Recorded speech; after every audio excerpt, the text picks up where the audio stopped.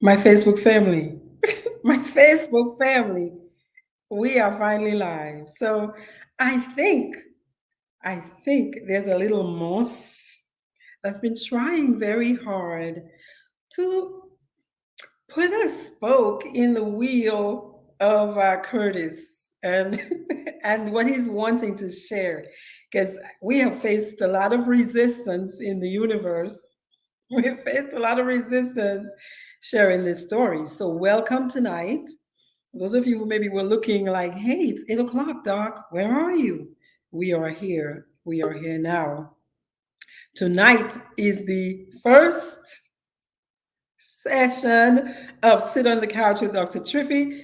Like I said, we got a powerful guest. I know a lot of you have been looking forward to hearing from Curtis.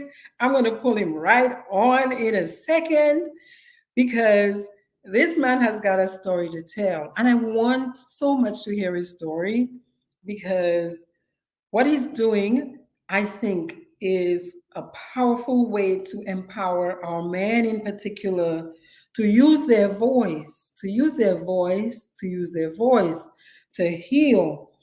I was saying earlier, you probably wouldn't have heard it except if you were on YouTube, that in recovery work, in addictions work, we are told that we are as sick as our secrets.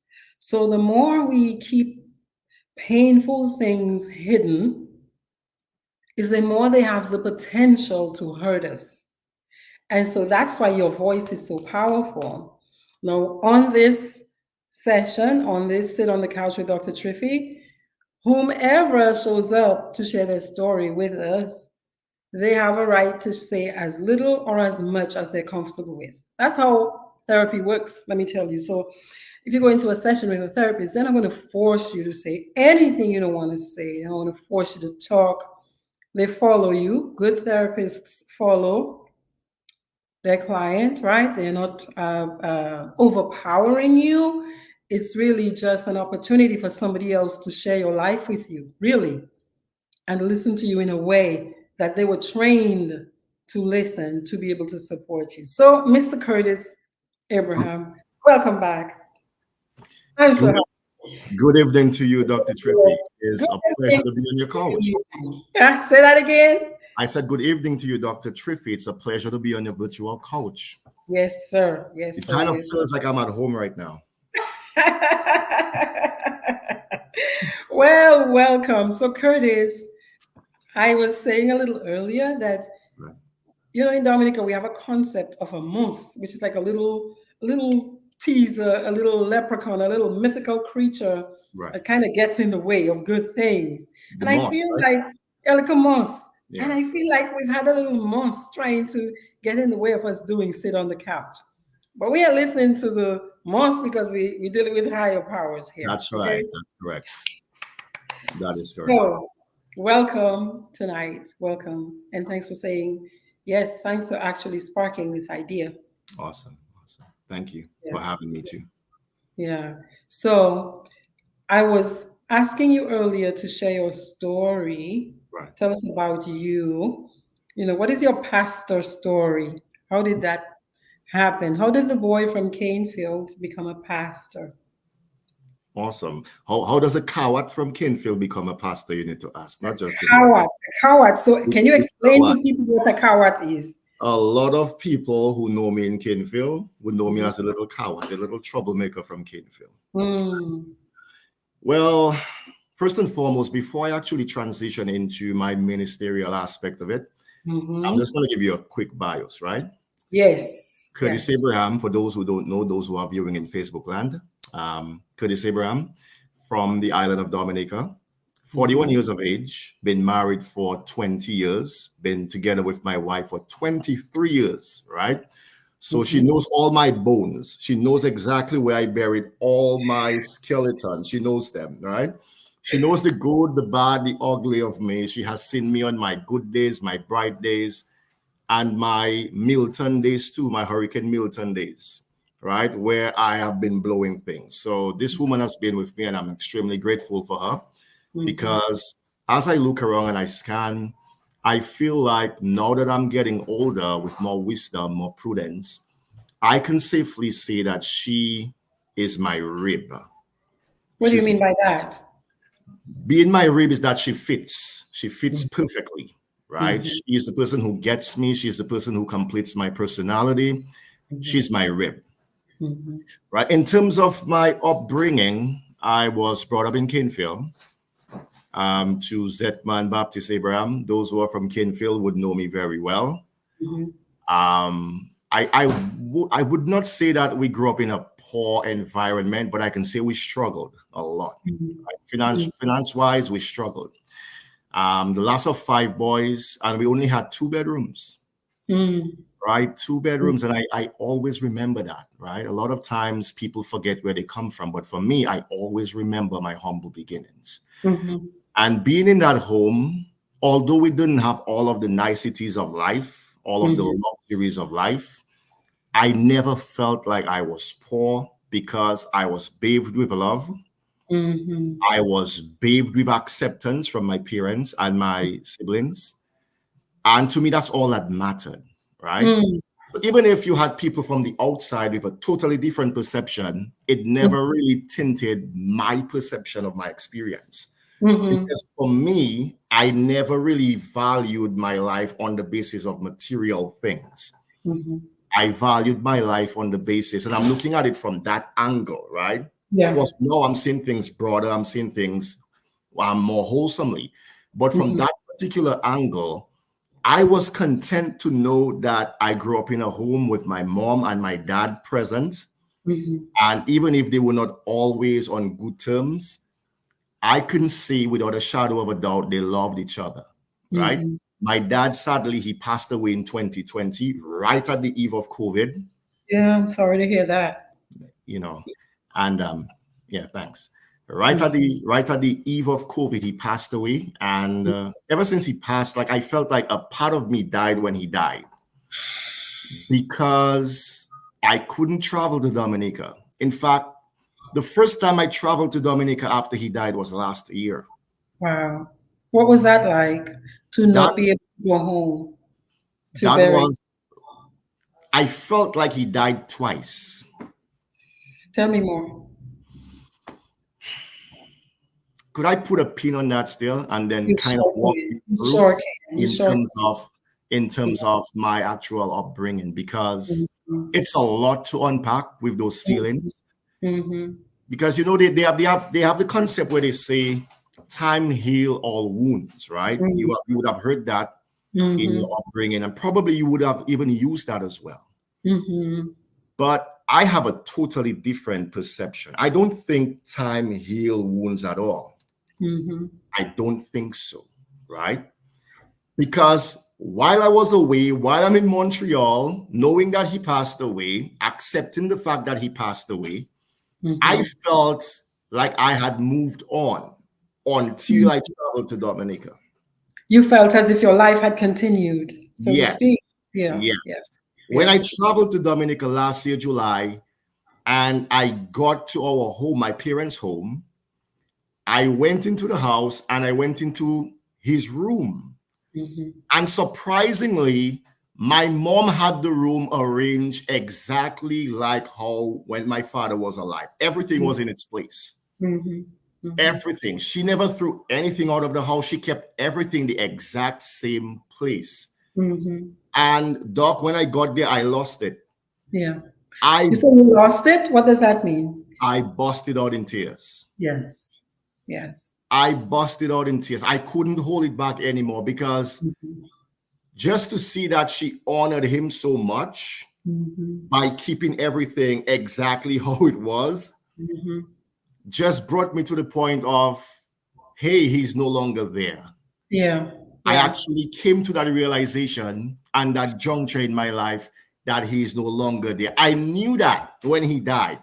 But when I traveled and I actually had the confrontation with that reality, Mm-hmm. it hit me like a brick, a ton of bricks Yeah. all at once. Yeah. Right. So that was a very painful experience for me. And I feel like I've been traumatized ever since dealing with that, with my father's death, because I have done so many funerals as a minister. I've funeralized a lot of people, I've eulogized a lot of people.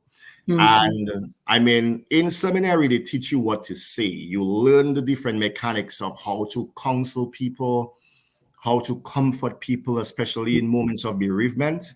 Mhm. And I always knew what to say when Mhm. someone else died. But when my father died, I was out of words. Yeah. So something we say in the healing world is who heals the healer? Correct. Who heals the healer? Because even if the healer has all their bag of skills and they can do it for other people, when you, the healer or the caregiver, when you are facing your own stress,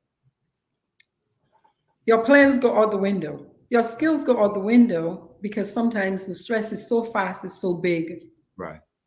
it takes a while to Right. access those skills. Yeah. Yeah. So that makes sense to me. Yes. That makes sense. So I got married in 2003. Mm-hmm. And after I got married, the church, they discovered my ability to teach Bible classes. So as a result of that, they would use me periodically, right? Mm-hmm. Sunday mornings, Sunday evenings, Wednesday. And then as the church started to pay attention to the development of my skills and my abilities, Mm-hmm. they basically recommended that, hey, you should go and study because you apparently have the gift. And looking at myself, initially when I became a Christian, I did not see myself getting into ministry at any point in time. That was How not old were you? How old were you when you became a Christian? when I became a Christian. I think I was just about 21, 2021, thereabout. Mm-hmm. Right. So I became a Christian relatively early in life. So for me, when I became a Christian, all I wanted to do was to help the church, not necessarily from the standpoint of a minister, Mm-hmm. but just to be of service. Because as soon as I got into the church, I saw so many opportunities, but I also saw a lot of deficiencies in ministry. Mm. And I'm the type of person, I love to do things a particular way. And Mm-hmm. when I looked and I scanned the church and I was like, okay, this is missing, this is deficient, this is, and of course, rather than complain, rather than stay there and sulk, Mm-hmm. the opportunity came for me to go and study. So I went. And after 2 rigorous years in Trinidad in seminary, I came back in 2009, started my full-time ministry, Mm. right? Mm-hmm. And from there onwards, I have seen the good, the bad, and the ugly of ministry. Even me myself, right? There were Uh-huh. days I dropped the ball. And there are many ministers who would love the opportunity to come here and to divulge some of the Mm. things that they are battling with. But Mm-hmm. society puts us in a box where if we show vulnerability, Mm-hmm. we instantly get a ticket, and a first class ticket that is here, not on Spirit Airliner, a Uh-huh. first class ticket. We get a first class ticket for crucifixion. So as you say that, it makes me think about what I said earlier about us, however, being as sick as our secrets. Because Right. if the pastor is so anxious about what the community, how the community responds to their vulnerability, I Mm. can see many pastors keeping a lot of their pain Right. secret. Right. But on a mental health level, that's not good. It's not It's healthy. not. It's not. It's not good on many levels, not just mental health. It's not good on your spiritual level as well. Because what you're doing is that you're having a pseudo appearance. You're giving people the impression that you are well when in reality you're not. Yeah. Right. You're And it's, lying. yeah, it's almost impossible for you to lead people into wholeness. It's not you doing the healing, of course. Christ does the healing, but he facilitates it through the ministry, right? Mhm, For different ministries. So mhm, it's almost impossible for you to facilitate people into wholeness while you yourself, you're struggling, right? And here it is, as a minister, you might be the one constantly teaching people, constantly extending grace. And people come to ministers for everything, and rightly so, it's okay, right? It's mhm, within your rights to speak to your minister, to talk. All of those things are good. But part of what I struggle with, Doc, is the same grace that people expect the ministers to convey to them in moments of failure, in moments where they drop the ball. Sometimes it is not reciprocated back to the minister when he drops the ball. So what is that like for the minister? It puts you in a bracket, in a space where you almost have to involuntarily, inadvertently be fake. It's not that you voluntarily. So be fake, or what's the option if you're not that quote unquote fake? What I have on my hat, black sheep, right? So you become a black sheep. Yeah, you have to get to the point where your faith in God overrides the normatives of the church and the expectation of society. Right? Because that's for me, that's a lot to balance, isn't it? That's a lot yes, to balance. That's like walking a tightrope. yes, and it's needed because at the same time, I have seen ministers show vulnerability, Doc, and the reward they got for their vulnerability was that they got the boot, they got fired, rather than get the help that they needed, rather than facilitate some kind of program where they can be restored over a period of time. The church that would come to the minister in moments where they were broken and struggling and dealing with issues did not reciprocate the same grace when the minister was in need. And you're saying the church as in the congregation, or the congregation and like the administration as well? The congregation in particular. When I speak about the church, I am speaking about I'm going to use a term, it's a Greek word, ecclesia. It speaks of the called out people, right? So that's what the church is. It is the ecclesia. It is the called out people. A lot of times we think that the steeple or the building is the church. That's not the church. That's where the church meets, right? The church meets in a building. But from a theological perspective, whenever you hear the word church, it is most likely directed to people. People, right? Because Christ did not die for a building. He died for people. Right. He died for people. So it is a sad thing because I know a lot of ministers who really want to come forward and talk and be vulnerable and invite people into their space and just be human in the moment. But for some reason, it is difficult to have that type of conversation because not very many people meet us with the grace that we give out. Right. So then, what is the solution? I see something here from Havis. Havis says the minister, right, who heals the healer. The minister then needs a minister, aka the minister needs Jesus and a therapist as well. Awesome, and that's exactly what I was going to talk into. Right, I was going to say a little bit into that because before I came into this program, Doc, I had to ask myself a lot of critical questions.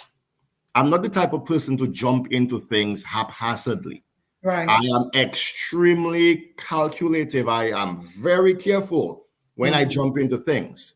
Of course, I consulted with some of my elders. I spoke to people with way more wisdom than me, and I asked for their feedback. Like I asked them, well, do you think this is a wise idea? And of course, none of them said yes. None of them said yes. What was their reason? What was their reason for not saying yes? The thing that I've been saying to you, people are very quick to give ministers the boot, right? Yeah. Somebody might even be right now texting their power, their nene and their uncle and say, hey, we have a minister here. Somebody might be writing their calypso right now. You might have a calypso. You might have a calypso coming up just now, right? Pastor Dr. Triphi. You never, right? You never know.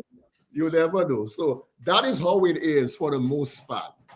But that's a lonely place. That sounds like such a lonely place. It is a lonely place. And it's not that ministers aren't aware that they're stepping into this space. I feel part of the mechanism that created that type of reaction was how the church from the Catholic standpoint dealt with individuals, right? I don't want to get too theological and get into all of these things, but the reason for that is, remember, whenever someone had their issues, they would go to their priests. Right, And they right. would And tell their quiet. priest, Mhm. right, in their confession booth. Confession. Uh-huh. They would go to their priest and they would tell their priest, Father, I have sinned. I remember when I was young, a Catholic myself, when I Mhm. had to do my first communion and Mhm. my confirmation, I had to lie to the priest and say I stole sugar. I didn't take no sugar, but I had to say I did something wrong, right? Why do you say you had to? But that was the mindset. It's like you basically had to make up something. Keep in mind, I was very young. I went through the whole Catholic experience as a Mhm. kid growing up. And I went there. So that whole experience, that whole dynamic of going to the priest and confessing your faults to the priest Mhm. almost inadvertently created the mindset that if I'm going to the priest with my faults, and that's Mhm. just me thinking out loud, Doc, Yeah, it yeah. could stipulate that the priest might be in a moral perfect position because I'm going to him, right? Okay. I Okay. can see how people can get to that place of thinking that the Mhm. minister is of that place. Mhm. And that Mhm. isn't to say that the minister should not be a respectable person or a disciplined person. Mhm. But of course, history has shown us over and again that people who we thought were sinless, Mhm. people who we thought were squeaky clean, Mhm. they had their little bones buried too. And so the operative word is people. Right.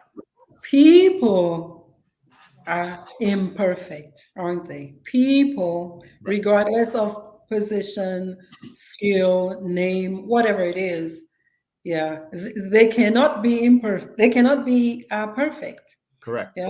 Correct. Correct. So part of what Do I you, really do you feel a pull or a push to be perfect, to act as a perfect, therefore pastor? Doc, I'm too real to be fake. And I'm serious. Like if you know me, you know me.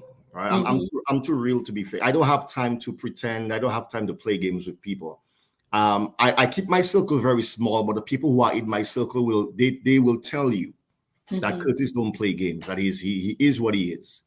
Right. So how He's about those people how about those people who think you need to be more pastor then like? I'll pray for them and I hope they would come to some form of enlightenment because at the end of the day, Doc, it is not my job to tell people how to think. It Mm-hmm. is my job to ensure that they're thinking, Mm-hmm. right? I Mm-hmm. don't get to determine how a person should think. I am not in the business of indoctrinating people outside of their will, or, right? I walk with you through an experience. If you want to accept it, then that's okay. Yeah. If you don't want to accept it, if you choose to reject it, then that's okay too. Yeah. Everybody has a right to be wrong, and you can choose to be, Right. you can choose it or reject it if Or you not. choose. That's right. But it's It's, your right. It's your yeah, right. it's your right. Right. So for me, Doc, I sat down and I asked myself a very critical question. And I asked myself, Curtis, what is your purpose for coming on Dr. Triphi's couch? It's a Mm-hmm. beautiful couch, by the way. I feel at home. I almost feel I almost feel like you bought that couch from Quartz, something. I give it a free advertisement Also there. rooms to go. I It's a said beautiful also couch. rooms to go. It's a beautiful couch. Beautiful couch. I feel at Yeah. home. I have my little kakuti there. There you go. There you go. There you go. My kakuti, yeah. Yes. Yes. Yeah, so I have my little kakuti on the couch, and I asked myself that critical question, Mm-hmm. Curtis, why are you doing this program? Mm-hmm. Because if you What's choose the to do answer? it, if you Mm-hmm. choose to do it, you need to be authentic with yourself, Mm-hmm. right? And the reason that I chose this program, number one, is to really debunk the whole stereotype that Mm-hmm. says that having faith in God Mm-hmm. and having a counselor Mm-hmm. are mutually exclusive. Exclusive, right? Can you Right. please talk more about that? Of I'm course, so of course. happy you're bringing that I'm up. gonna dive into it a little bit because Mm-hmm. what I mean by that is simply this: like there are those who are saying that if you really have faith in God, like if you really trust God, then you don't have a need for a counselor. There is Mm-hmm. no need for a counselor. All you need is God. And I know preachers. I am very close to ministers who are old school. in your orientation. And they would tell you unapologetically that all you need is God. And I'm not suggesting that you don't need God. This is not my purpose on the couch, because to do so would be contradistinctive to upholding the faith. Of course, you need God. Right. But and some of them would quote scriptures like 1 Peter chapter 5, verse 7, casting all your cares on him, Jesus, for he, Jesus, cares for you. But part of my problem, Doc, is that I know ministers who espouse those type of statements, that all you need is God, but some of them get sick, right? Some of them get sick, and some of them receive diagnosis stating that they have terminal illnesses, cancer. Right. And the very same doctors who say all you need is God find themselves at the receiving end of an oncologist who is now prescribing a way forward to reverse the spread of the cancer. That's powerful. That's a powerful observation. Yeah. So with my eyes wide open and looking at individuals, it seems to suggest that, and I think they mean well. It sounds theologically right to say all you need is God. But when you look at scripture a little bit more holistically, you start realizing that that statement is not necessarily correct. Because there are other scriptures that shows that in your human experience, you need community. Yeah. Right? You need others. Yes. We are created to be gregarious. Right? And when I look, for instance, at James chapter 5 and verse number 16, it says, confess your sins one to another and pray for one another that you might be healed. Yeah. And when I look at Genesis chapter 2 and verse number 18, when it says, God looked at Adam and said, it is not good for man to be alone. Now I need to stop there for a little while. I know we're not in church.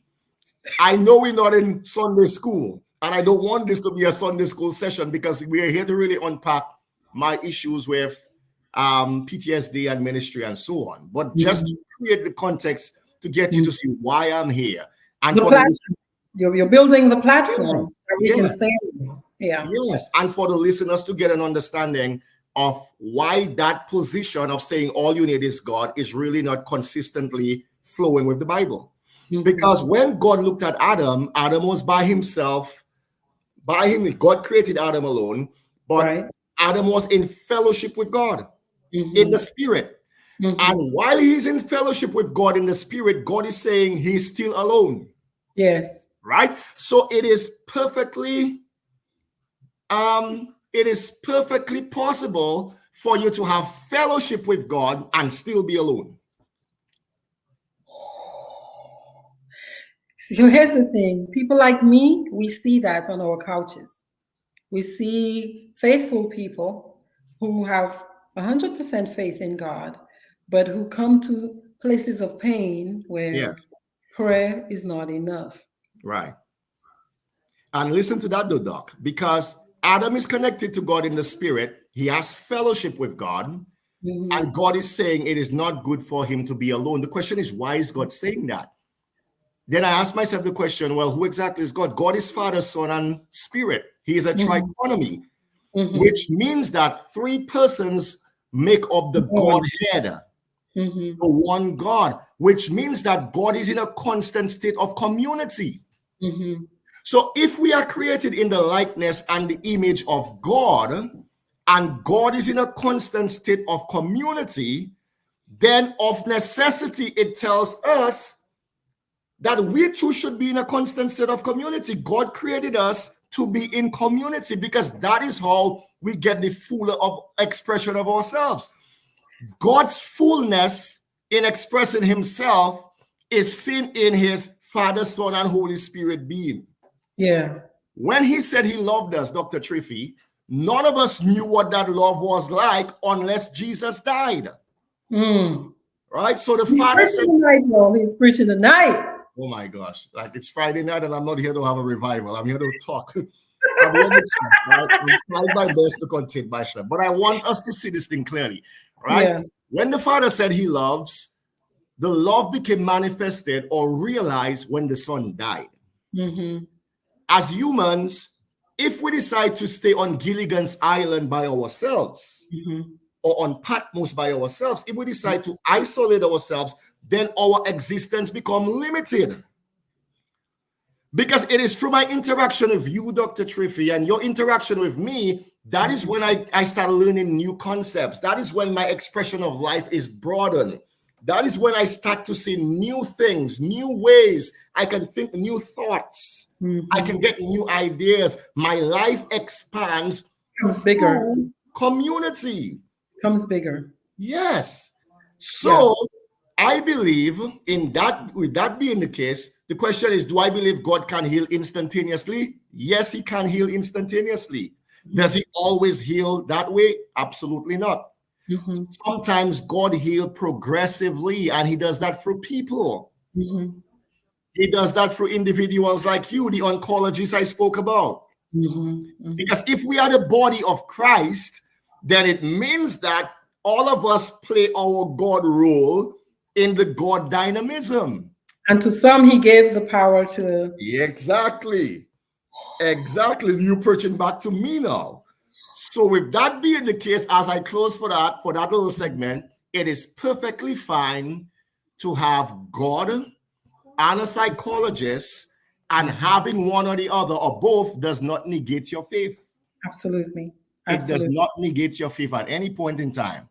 In fact, That's what it does is it confirms your human existence, and it also affirms the fact that God is able to work through multiple ways and multiple avenues. so it sounds as if you're inviting people who listen to you not to limit God.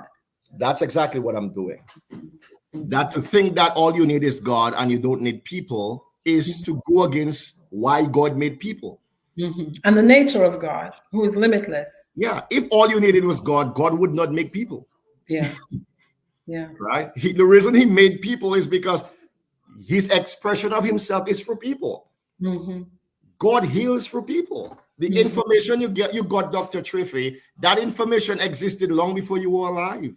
Because nothing is new under the sun. That's right. That's God's information. Yeah. And the oncologist that helps to reverse the cancer, it's not him doing the healing. Right. That's right. Right? That's True healing, the body heals itself when the right information is placed within the body. right. That's right. Right? That's right. And that information came from God. That's right. That's So right. it's really God doing the healing through the oncologist or through the psychologist or through the cardiologist or whoever it is. God is doing the healing through those instrumentalities. Yeah. Everything comes from the source. Absolutely. Gotcha. Absolutely. I understand, Pastor. I understand. So, where you want to go next? Where do you want to go next? I certainly brilliant setup. Right. I want to talk about ministers, men in particular, and the whole stereotype that says being a real man is to avoid vulnerability and to suffer in silence. Right.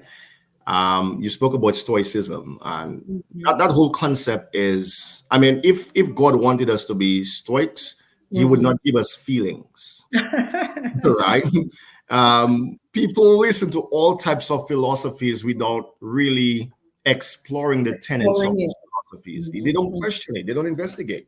Right. And like, why would God give you feelings if he don't want you to have the expression of those feelings? Ooh. Right? Why would he give you tears if it's anti-manly to cry? Yeah. Right? And was Jesus being a metrosexual male when he cried? He There was cried. so much pressure on him. He burst into tears. Yeah, There was he sweat cried. pouring. Yeah. When Lazarus died, the Bible said Jesus wept. Right? He had a human experience. And a lot of times we believe that it's not within the realm of masculinity to say we need help. We go throughout our lives thinking that, okay, hey, you know what? Society has created this expectation, and I call it false expectations because it's really a false premise, Yes. where men are placed in a corner where we suffer in silence. We suffer in silence. And that is why most men die very young. Even as they do a lot to care for everybody under Yeah, their covering. Yeah. yes. I was looking at the life expectancy of men in the US. And Doc, the recent one is a little bit encouraging, right? It's Mhm. 73 years for men right now. And women Mhm. are about the same thing. So that's good. It's good. But I was looking at the Not life bad. expectancy. Yes, it's both of them would die around the same age. That's good. Mhm. Yes. But I was looking at it from the Caribbean standpoint, and the life expectancy of men in the Caribbean is 70 years. So that's And 3 years less than ours. yes, Hmm. and the life expectancy of women in the Caribbean is 75. Mm. And then I asked myself the question, what is the number one cause of men, like in the Caribbean, in the US, and in the world? And the number one cause of men is hypertension. So, what are your thoughts on that? What do you think that's about? What do you think in the makeup, in the life, in the way a man lives his life that contributes to that hypertension? I believe the whole retention of those stressful things Stress, will create the whole unprocessed stress, context for anxiety. hypertension.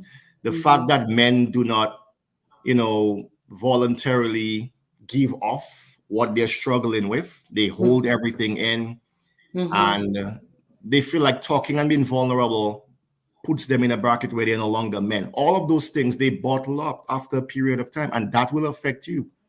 Well, how did you seem to be vocal, yeah? Did you yourself move on a journey towards that? Like were you as a boy trained to keep your feelings inside?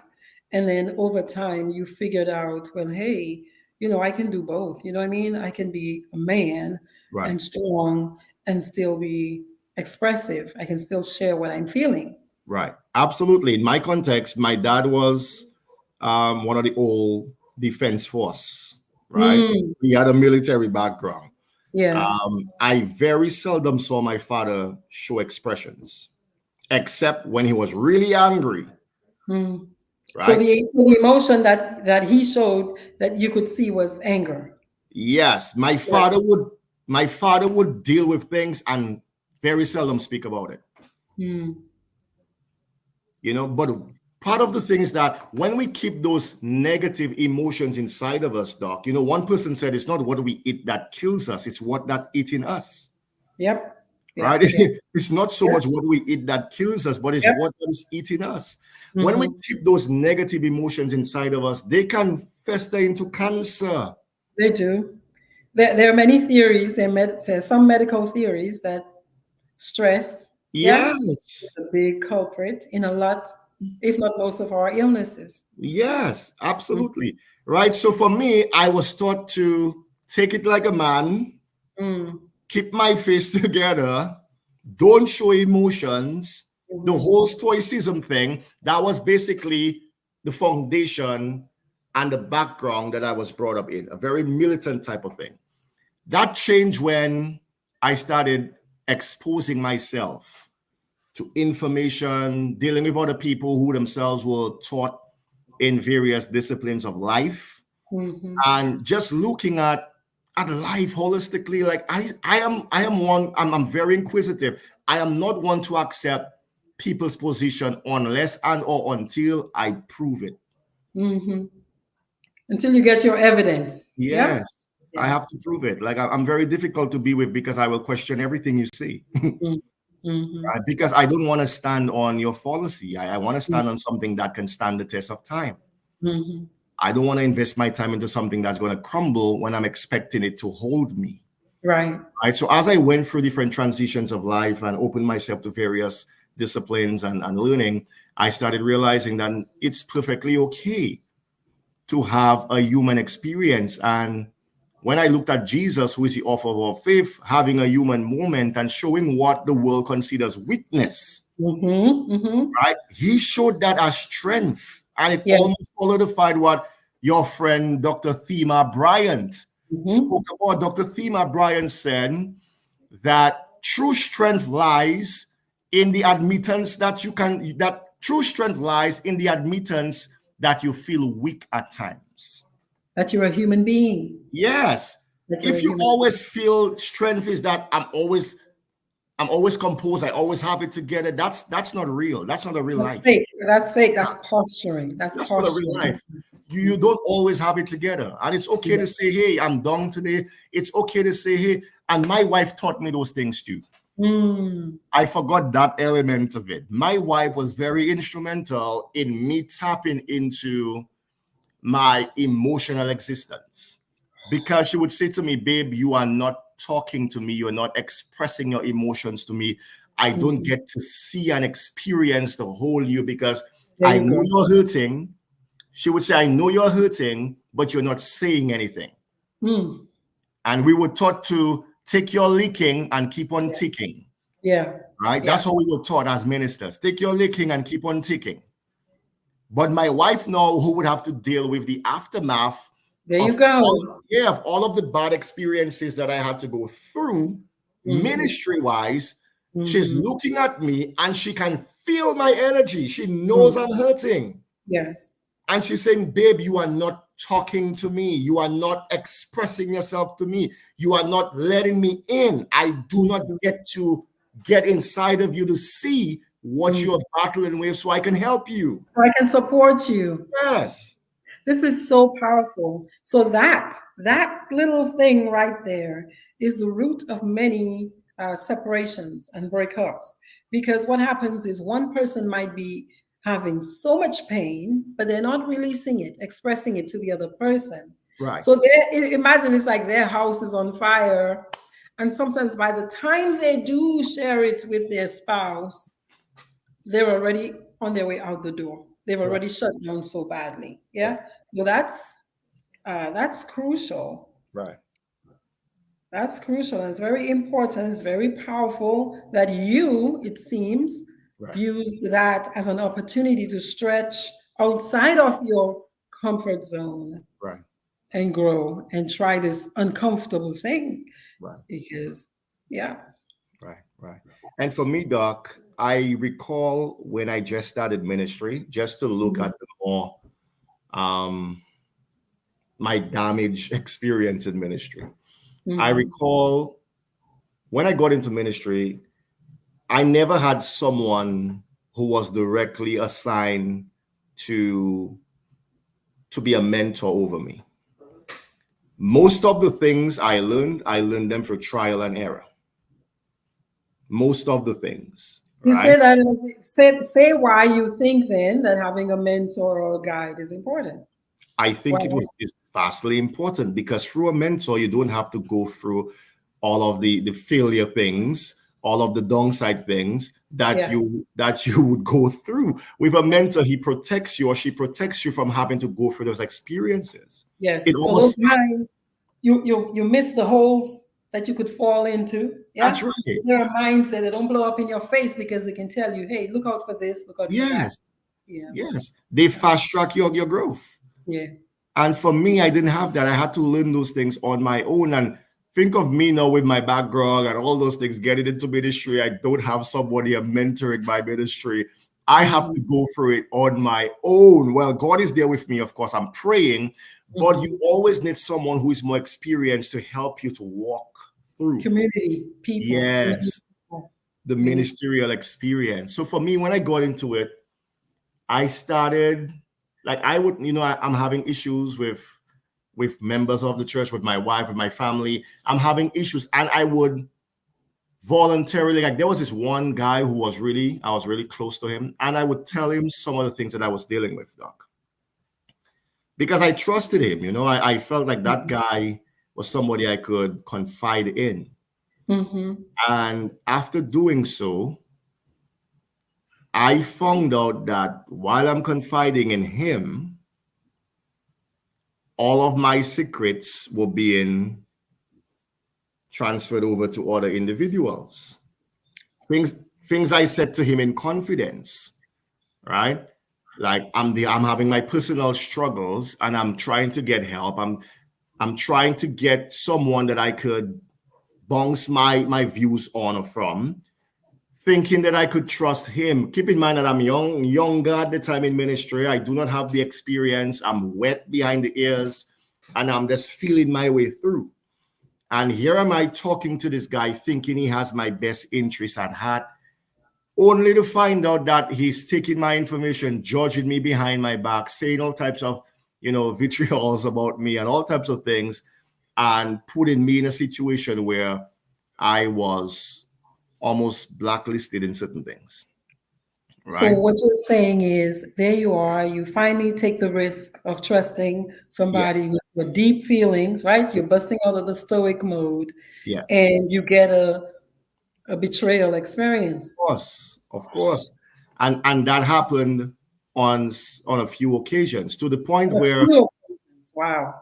I started telling myself, well, I can't talk to anyone. So here is where we are again. So Yeah. that is what puts ministers most of the times in a bracket where they cannot talk to anyone. So they go back towards the isolation. Yes. Yeah, And then which they is have very unhealthy. And you mentioned isolation earlier, but I want people to understand that one of the classic symptoms of depression is isolation. So anytime somebody isolates, it's really not in your best interest. Usually we do better when we are upward or outward expanding right, versus contracting. right. So if your life is getting smaller and you're isolating, you want to investigate that. Yeah. Yeah. But Doc, it's not that I intentionally did that. Most of my withdrawals happen because I developed trust issues. Mm-hmm. And for What do you me, mean when you say that? You became what? You what was the emotion? I felt that, well, first of all, I felt betrayed, of course. Betrayed. There you I, wa- I go. was I was a bit angry, disappointed. Mm-hmm. I got to the point of telling myself that I'm just going to keep everything to myself. Which is what a lot of us do. Yeah. So I'm, so so a stress response is now yeah, we shut down, yeah, or we flee, we escape. Yeah. yeah. I said I'm going to keep everything to myself. And I started minimizing my friends' circles, my friendship circles, Mm-hmm. because I started evaluating the people around me. And I'm like, the people I thought were my friends, they were my friends until I became a minister, Mm. right? They were my friends until they started knowing things about me. Mm-hmm. They were my friends until I trusted them with things that I should have kept to myself. Well, should you have kept it to yourself? Well, it's not that I should have kept it to myself. It's that looking back now in retrospect, I felt like I spoke to the wrong people. I hear that. I hear that. But I also want to commend your effort and your intention. The part where you said earlier, people can do whatever they want. They have the power Right, to take care of us or not. They have right, they have a right to. So you were doing the correct thing according right, to a model of, well, let me trust in my community, let me reach out for help, let me ask for support. So you were doing the right thing. right, right, Yeah, right, I just wanted you to hear that. right, right. And I guess that created my whole PTSD response, because right now, having gone through those traumatic experiences where I trusted individuals and Mhm, got betrayed in the process, mhm, I almost reverted to a place where I feel like I can't trust anyone. And mm, that's not healthy, mhm, because you need people. I mhm. Let know me. that for a fact. Mhm.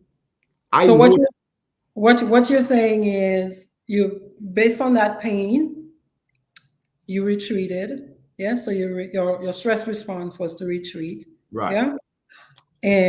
But it also seems like you made a new decision about how you're going to be. right, Yeah. I'm not going to trust anybody. So right, you kind of generalized it to right, everybody. right, Now, what if you, who are big on looking for evidence, what if you uh, took a risk on people who have a history of being solid listeners? Like Heavy said earlier, there are professional therapists right. who are trained to listen, who have an ethical duty to Right. keep your information confidential. Right. And Doc, that's the reason I'm here tonight, right? It is because I've made a new decision, right? I made an old one where I became more of a reclusive in Mm-hmm. my orientation, and inadvertently so, because it's not that I chose, I wanted to be that, but the experience I had along the way almost forced me into that space, because it makes vulnerability within the whole ministerial experience almost impossible.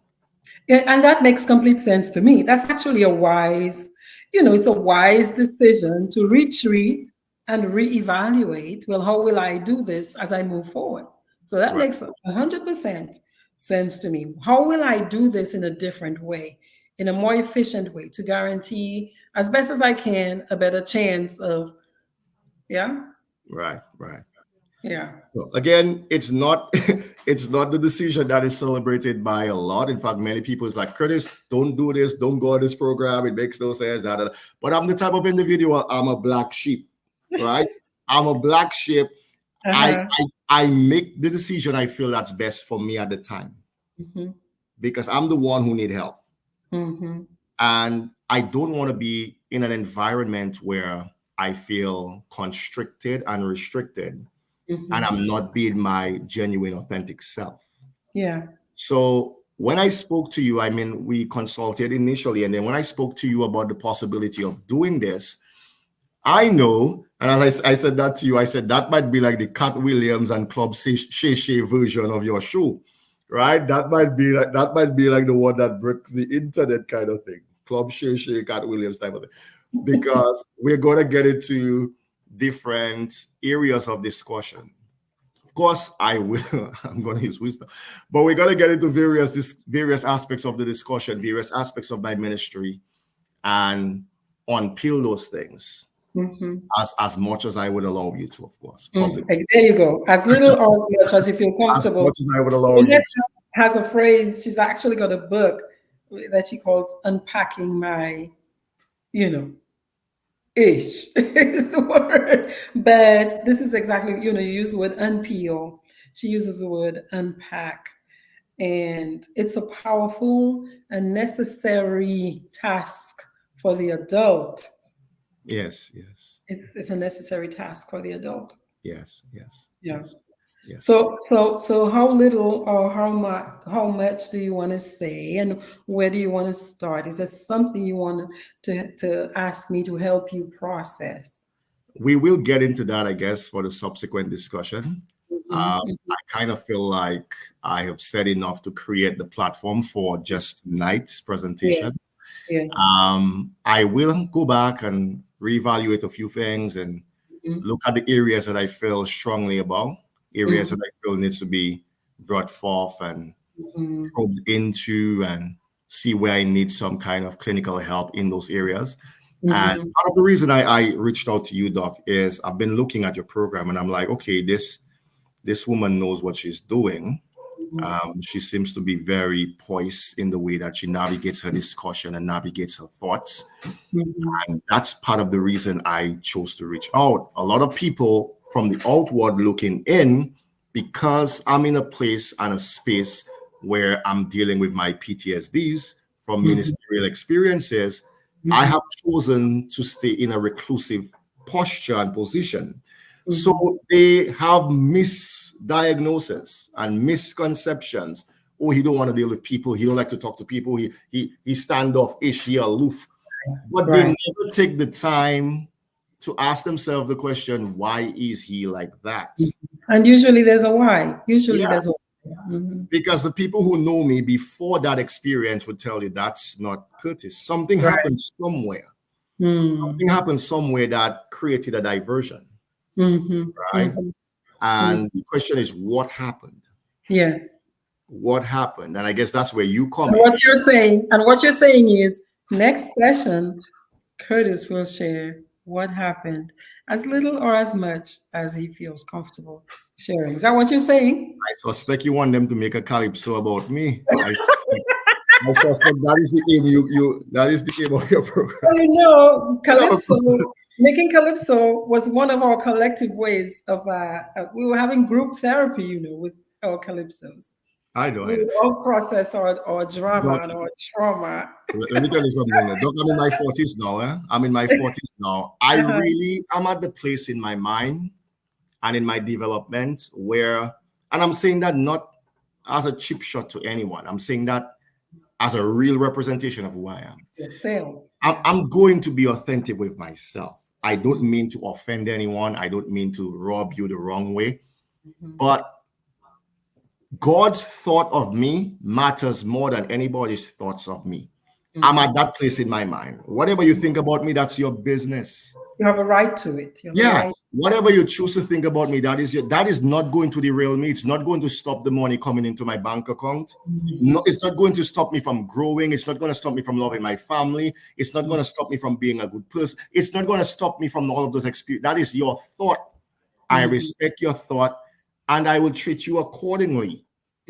Right? But I'm at that space in my mind and in my development where I am okay with myself. I am happy in my flesh. Yes. Right? Yeah. I am okay with myself, irrespective of who is okay with me or not. I used to struggle with that, but I've gotten to the place, Dr. Triphi, where I am okay with myself. Yes.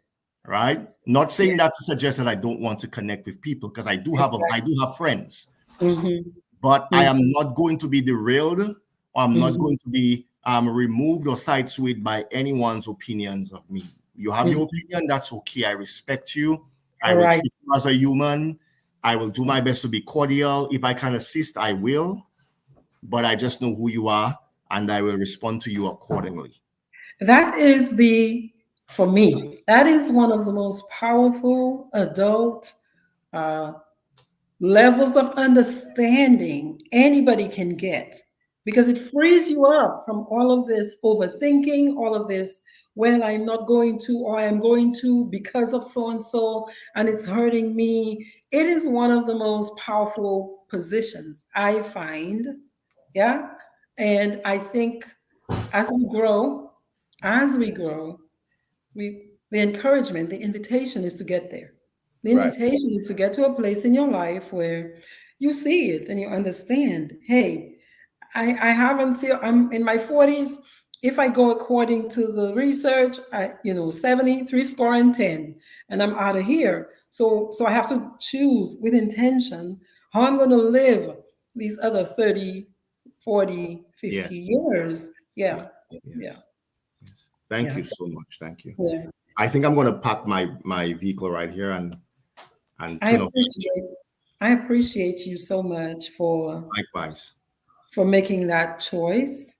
I know we have so many people who have tuned in. I'm happy that we reset our links and that people on Facebook who listen to me, who listen to you, who were curious.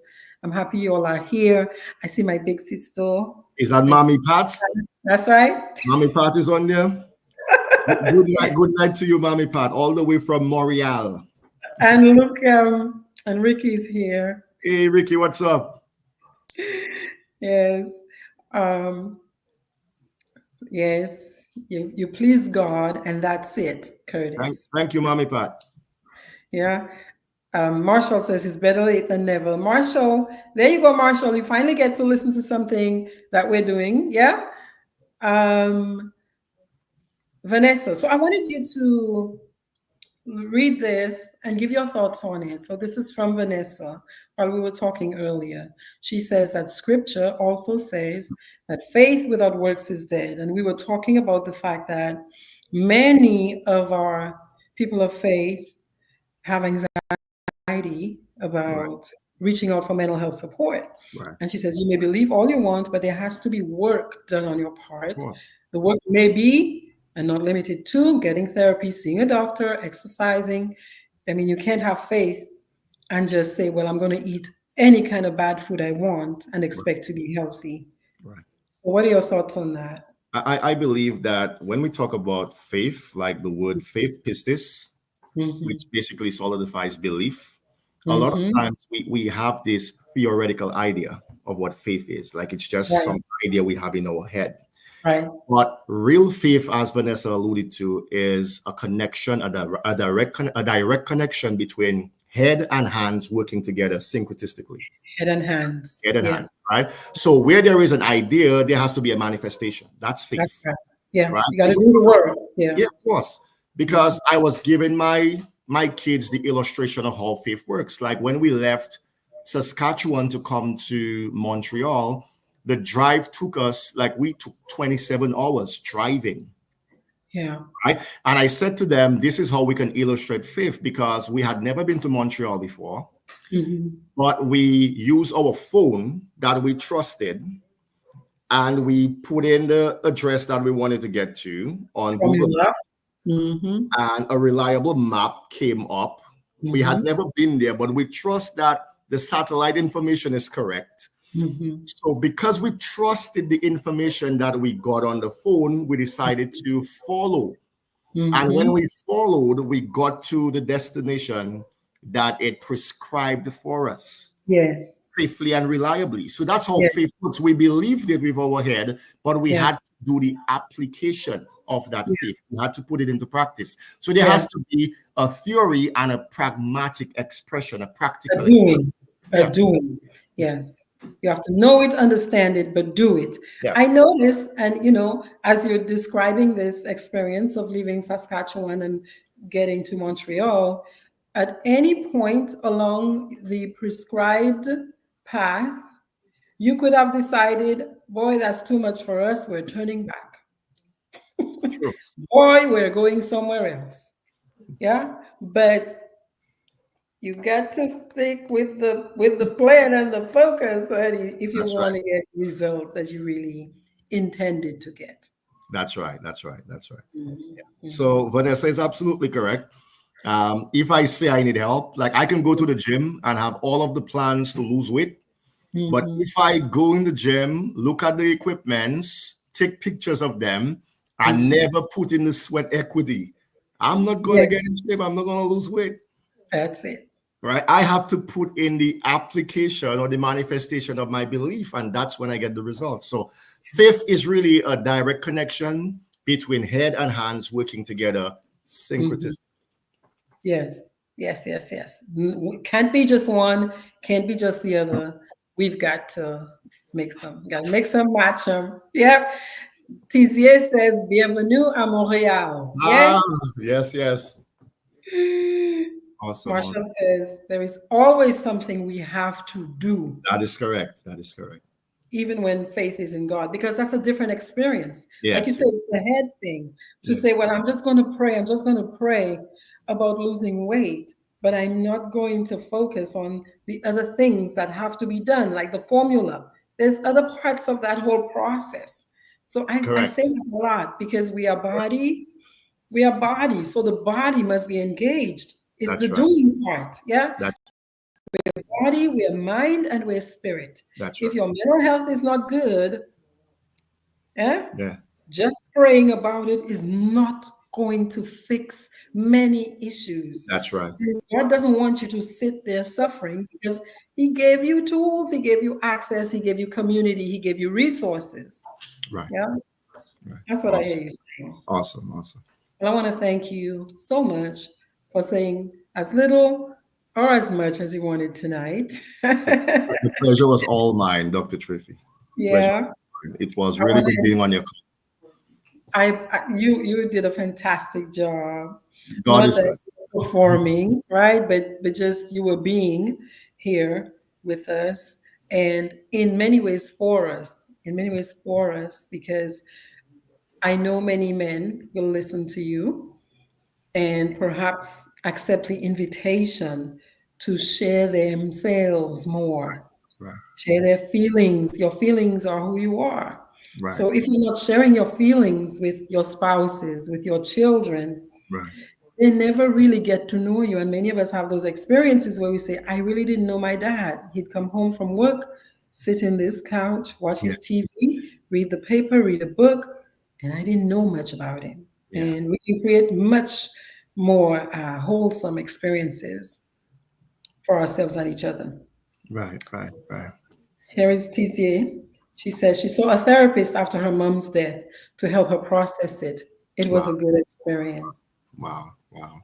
I Yeah. actually spoke to a therapist myself, and when I did that, I felt that I had passed through that Mm-hmm. whole grieving process. I felt so because I wasn't thinking about my dad so much. It's Mm-hmm. only when I traveled last year to Dominica and I actually got into the space, I went Yeah. to the grave. Doc, it opened something totally different inside of me. I thought I was healed until I traveled. You were healed. You see, like the head and the horn, the Yeah, hands, head, hands, heart. Yeah, yeah, the head was healed. Yeah, but your heart, your body that had lived there in that space as yeah. a child, right? When it came back into contact Right, with that space, yeah, it had to respond.